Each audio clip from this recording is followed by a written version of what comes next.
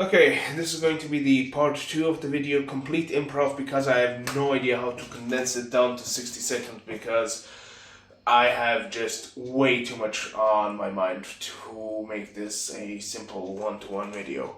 So, the one thing you should probably know is that my reaction was as close to one-to-one to the reaction you saw in the other video, only this time without it being... how do I put this? It's as close to one-to-one as when I saw it the first time, alright? So that's just the first thing. The second thing is, yes, you are correct. We are most likely going to get a whole bunch worse very quickly, mostly because technology is in a ever-present, mostly consuming fashion, hurtling towards us in a way which may feel unnatural. And I wouldn't say that it's the technology's fault as much as us as humans and the way we've shaped our society. More on that later. And while yes, we have... I don't know how to put this other than I mostly agree with you. The problem is, I don't see it as dystopian as some people might. Because that was just the reality for me. You may have had Nintendo, I had my television. You may have had the Game Boy, I had those Tiger-style plastic electronics. I'll see if I can put it somewhere here. Quite honestly, I'm not too scared because it's kind of what I want, but the thing I would suggest is do not fear this image as the darkest future you can imagine, because it really isn't. It's not even close to it.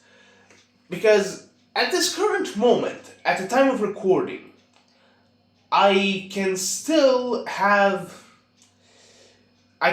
choose to partake in social events. I can still choose to partake in God knows what, whether they be going out to the bar or talking to someone on Discord or Telegram. The thing is, though, what you might want to fear is the absence of that choice. Long work hours, region locked, data, stuff like that. And while yes, my stuff is more so dystopian, I wouldn't say that the stuff you do is dystopian. My personal takeaway is, if the kid has the choice between staying addicted to the phone and going out there and doing something that feels real, whatever real means to you personally, I'd say it's not as grim as people might say. Another thing is, what would be I want to say another thing, but quite honestly, this is just a ramble. Another thing I'd say is,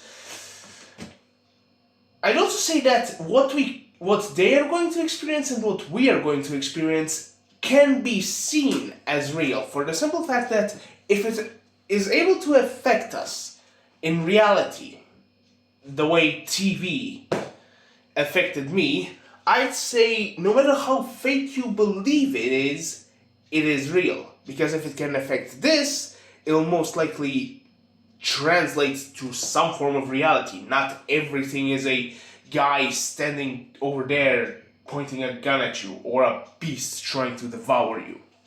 Especially not nowadays. I'd also say that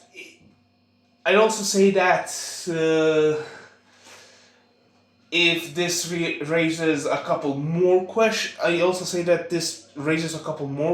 but I quite honestly have no idea what those questions are, because I'm one man. This is the first time recording, but I've seen the video like months ago, so my memory isn't all that good, and it was mostly argumentative things, and I usually remember the general vibe I want to say, but not what I want to say exactly. So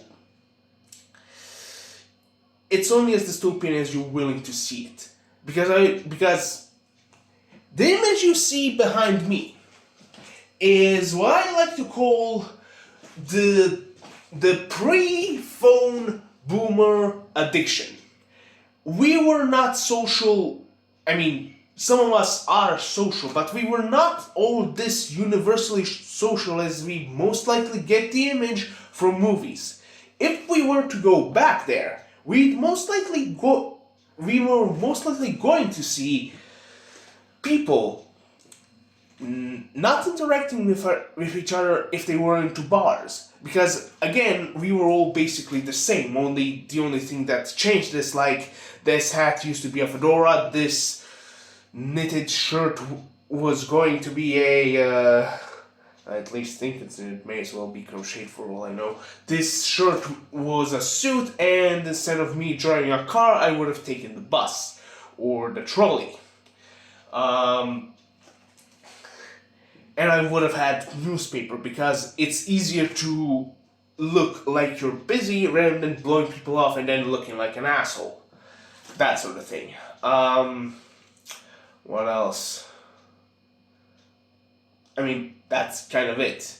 And even back then, it wasn't necessarily the most optimal thing to be the social butterfly we all are said that we want to be, that we're all thought to be, because the people from that tribe are still survivors and gatherers. You can establish trade, or they will most likely kill you out of desperation.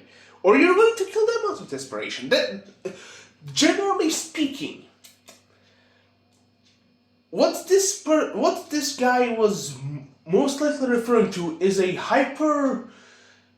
extra version of reality that was never going to happen.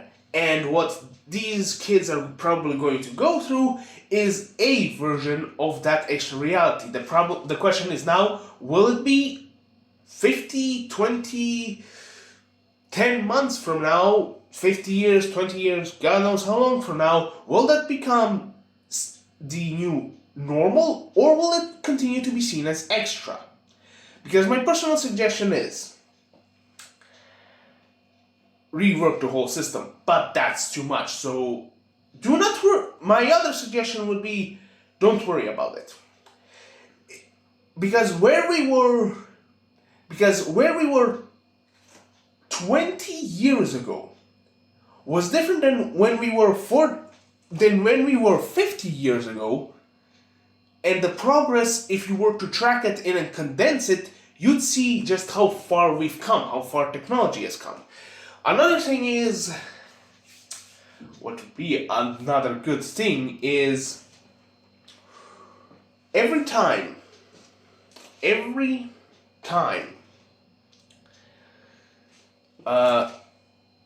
which simultaneously I also forgot to mention, like, what about 1,000 years, 100,000 years, or whatever.